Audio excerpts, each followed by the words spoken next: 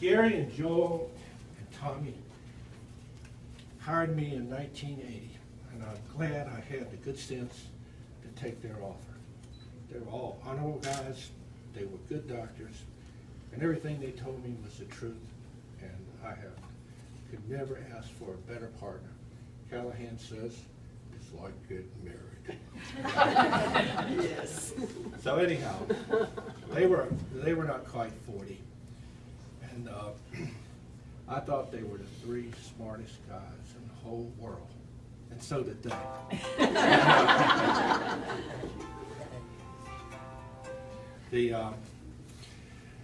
But each one of them would come to me and tell me something about the other guy that I need to be careful about. So Tommy and Joel came to me and they told me, don't ever let Gary make up his mind, because he'll plant his feet and he won't change his mind. And I said, what do you mean? And they said, well, it's like his feet are in cement. He won't change his mind. So after a year or so, I thought Gary had a birthday coming up, and I thought, what a great idea. So I talked to his son, Bradley, who was just a teenager, and I convinced him, he was, I told him what I wanted his dad's work shoes for, the ones he works on tractors with. And Bradley signed on immediately. And I get a knock on my door that night, and there are the shoes. So we got his shoes put in a great big block of cement and put in his office for his birthday. True story. That was a true story. Gary was a great sport about it, but I could tell that little smile was crooked. And the only other time I ever saw him have as crooked a smile as we had a Christmas party, which was a wine tasting contest from Martin's in New Orleans. And we had more than anybody could drink. I had to go. Well, I was on call. That's right. I'm getting that, Gary. I'm getting It was that. at your house. That's right. I had to go home from work the next day. I had such a bad hangover. Gary was on call, and he just every now and then reminded us that we all thought we were pretty funny and cute, but we weren't. And that night, we walked out the front door, and this is before anything like that ever was on television. Dr. Greer could barely stand up. He puts his arm around me and he says, I love you, man. 15 years later, that became a beer commercial. I was only able to stand up, and I said, Tommy, I'll drive you home. He said, I'm fine. But anyhow, Gary was a great partner. I could not have asked for a better partner. He's a true blue guy. He's a man of his word, and he's a really good doctor. And Gary, I'm going to miss you. Thank you, sir.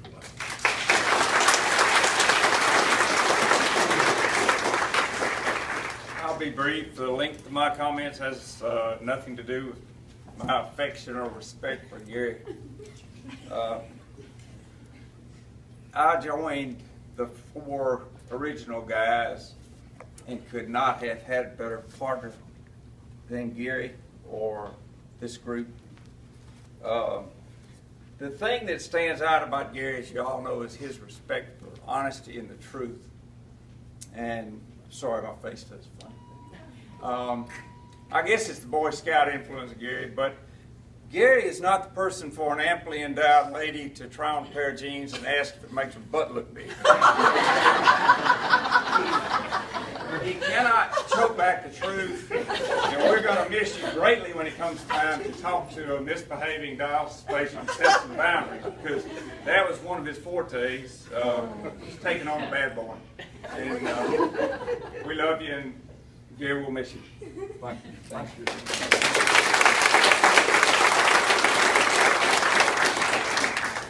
Does anyone else have any words to share? I'd just like to thank you, Gary, for being here and taking me on, hiring me 14 years ago, and you, Bobby. And Makes it sound like a rehab. you've been a great inspiration to me. The way you interact with people, the way you, your work ethic every day, your great attitude. You've set a great example, and I appreciate it. Thank you, sir.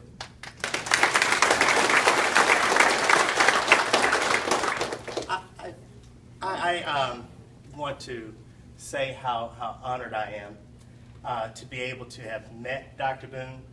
And the reason why I met Dr. Boone was he took a leap of faith and we hadn't even seen each other before. Before I even moved back to Mississippi, I knew that I wanted to do nephrology and do what I'm doing today. And although I had not even started a fellowship program, a type of training program from this, and the opportunity came up to work with someone in the community. And this person that I was supposed to work with, it fell through. And the day before I was supposed to start working with that person, and I had no place to go. So one of my program directors, actually Shirley Schlesinger, she wishes you well.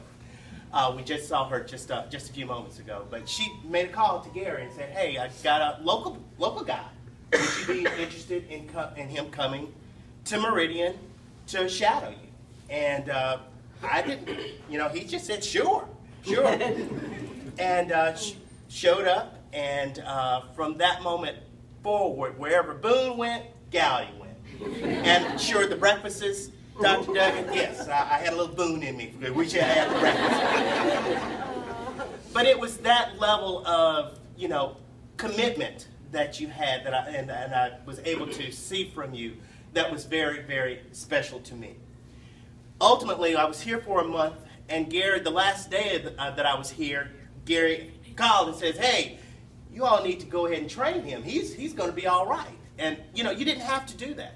You didn't have to even take me on and shadow with me, but I appreciate you for that, and I know that's one of the biggest reasons why I had the opportunity to come back here to Meridian after the fact. Thank you. So with that is one of the genuine qualities that I appreciate you for, Gary, and I really and truly thank you for that.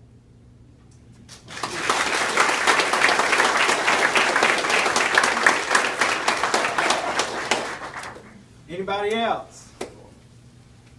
Well, I started when I was a baby, and when I started, I guess Dr. Boone thought I was a baby. He didn't believe my lab ever. I would do a video in creatinine, send it to the reference lab too. I would send it to the reference lab and put my results up on the counter. Of course, Dr. Boone had to have peanut butter and crackers every day. So while he's eating, after about 2 months of being at IMC, and I put both results on his spindle, he looks at me, he said, "I guess it's time to believe you." That made me admire him very much because he didn't know me, and I saw how much he cared about his patients, which is what everybody has said today. Okay. And I remember the concrete blocks that you have all these